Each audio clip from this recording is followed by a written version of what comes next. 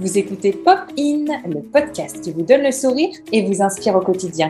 Je suis Cécile Tobel, cofondatrice de la conciergerie d'entreprise La Minuterie. Aujourd'hui, je reçois Céline Alix, ancienne avocate en droit des affaires, qui est désormais traductrice juridique et cofondatrice du réseau de traductrices juridiques Claritas. Céline a écrit « Merci, mais non merci. Comment les femmes redessinent la réussite sociale », paru en février 2021 chez Payot.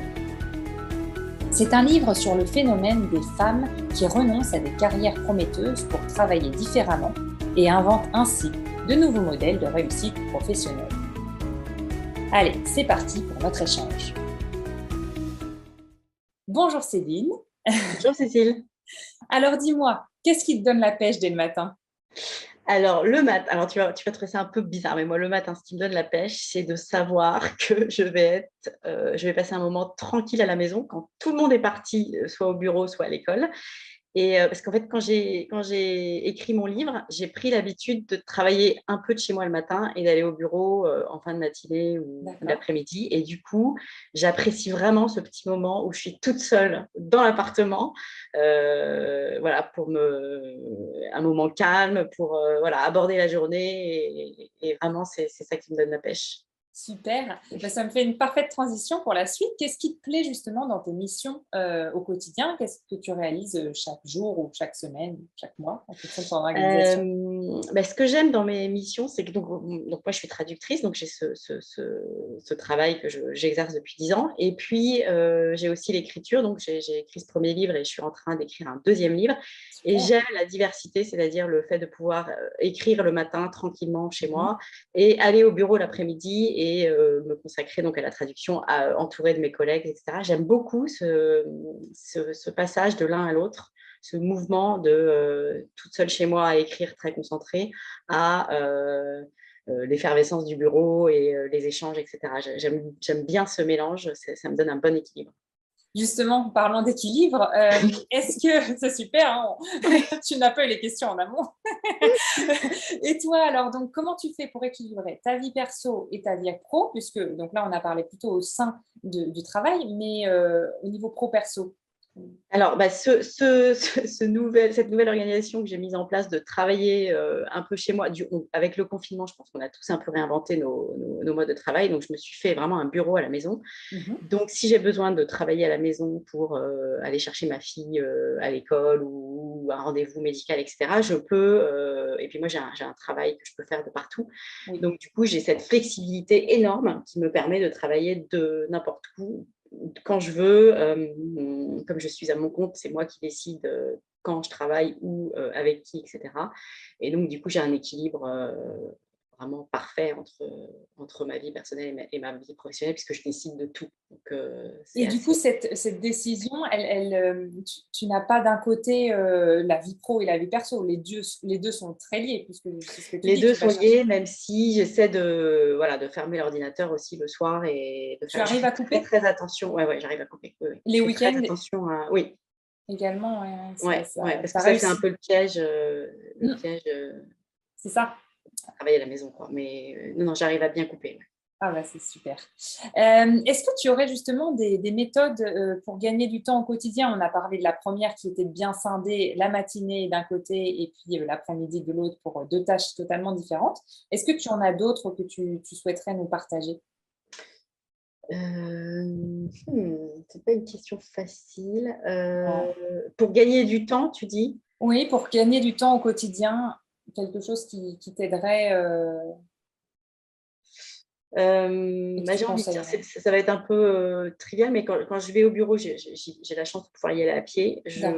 J'écoute beaucoup de podcasts, d'émissions de radio, de choses que je n'ai pas eu le temps de faire, etc. Oui. Donc, je mets à profit ce petit temps de marche pour me cultiver, me nourrir. Donc, je pense que ça, c'est une... Oui, ça, c'est un gain de temps. Je pense que je ne suis pas la seule à le faire, mais c'est vrai que les trajets, c'est quand même génial pour ça, quoi. Donc, oui. Donc voilà, il y en a que tu écoutes particulièrement, que tu aurais envie de recommander comme émission ? J'écoute plein de choses. Je te dis, ça peut être des émissions de radio que j'ai ratées. Ça peut être... là, j'ai écouté pas mal de podcasts un peu liés au monde professionnel, dans le cadre de la promotion de mon livre. Ouais. J'écoute des podcasts pas mal en anglais et en Oui, américain, puisque tout à fait. Ton expérience passée. c'est mon monde, donc j'adore ça. Donc voilà, c'est très varié sur la culture, sur le monde professionnel, sur le développement personnel. Vraiment, ça peut, ouais, c'est très large. Super. Est-ce qu'il y a une cause pour laquelle tu es engagée ou une association en particulier qui te parle? Oui, en fait, je suis membre du comité de soutien à une organisation américaine qui s'appelle Mhm. Human Rights Watch. C'est très difficile à dire, donc Oui. donc c'est une organisation américaine de défense des droits de l'homme. Et ça fait 4 ans que je suis membre du bureau de Paris. Et donc, l'idée, c'est de lever des fonds pour financer des chercheurs qui vont sur place et qui dénoncent en fait les violations aux droits de l'homme. Donc, c'est vraiment c'est une grosse organisation, mais que je trouve très bien organisée avec des gens formidables. Et donc, ça fait Et longtemps que concrètement, du coup, qu'est-ce que tu bah, fais concrètement, écoute, comme action?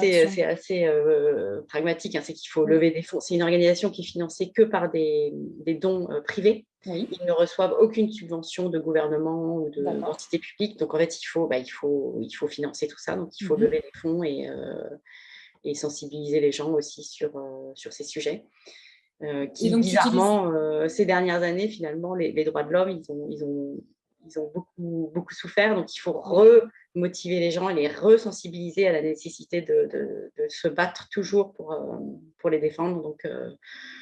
Donc concrètement, il y a un dîner annuel qui est organisé. Donc, en fait, on invite des gens et on les incite à donner de l'argent pour soutenir cette cause. Donc, c'est très, C'est surtout ce dîner ou il y a d'autres, il y a des plateformes? Qu'est-ce que tu. c'est surtout ce dîner. Et puis, de temps en temps, on organise aussi des petites réunions d'information, à nouveau, pour sensibiliser les gens et les D'accord. inciter à Et contribuer. les donateurs sont donc des privés, des entreprises ou Ouais. des personnes, du coup? Alors, des personnes, il y a des entreprises, mais il y a un screening très Oui, serré. Donc, tu vois, donc tout est analysé. Est-ce que les membres dirigeants ne font pas partie d'autres organisations qui pourraient être en conflit avec les oui, droits de l'homme.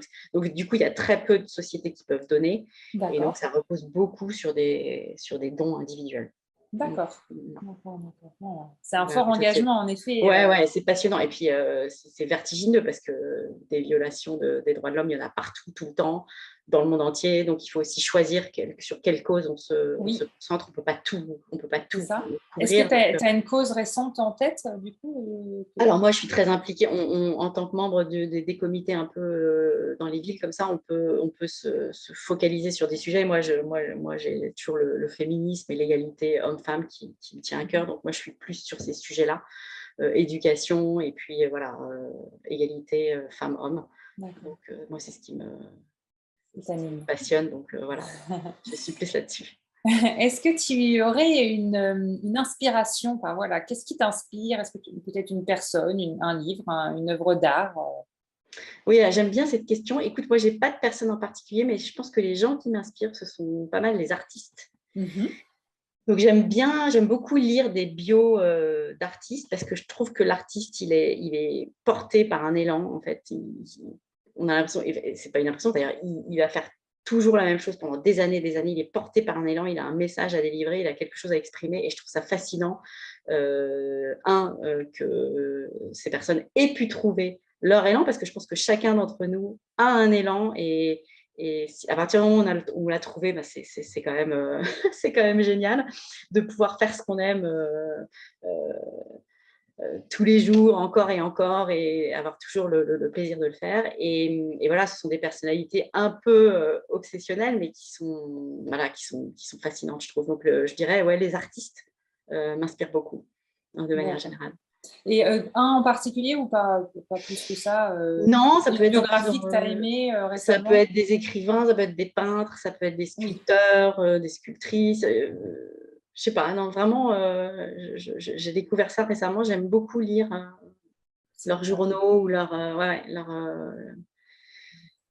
écrits parce que c'est super intéressant de voir le processus de création et de voir à nouveau Oui, c'est comme un appel, en fait. Et puis à nouveau, je pense que vraiment chacun est fait pour faire quelque chose. Et alors, l'artiste l'a peut-être trouvé depuis son enfance, mais quand on arrive à trouver ce qu'on aime, c'est quand même génial, quoi. Oui. Donc voilà, les artistes. Oh, super. Est-ce que tu aurais, pour terminer cette interview, une anecdote rigolote ou une expression qui te fait rire et que tu voudrais nous partager?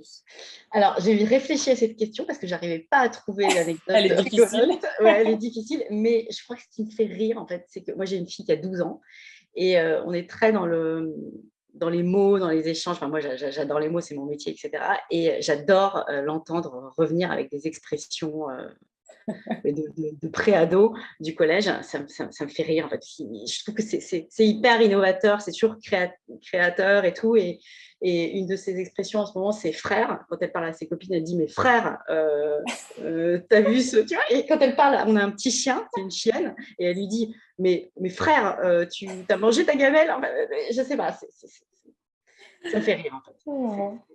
Voilà, ça me fait sourire. C'est cette créativité des ados et de la langue, en fait, qui évolue tout le temps. Je trouve ça super rigolo.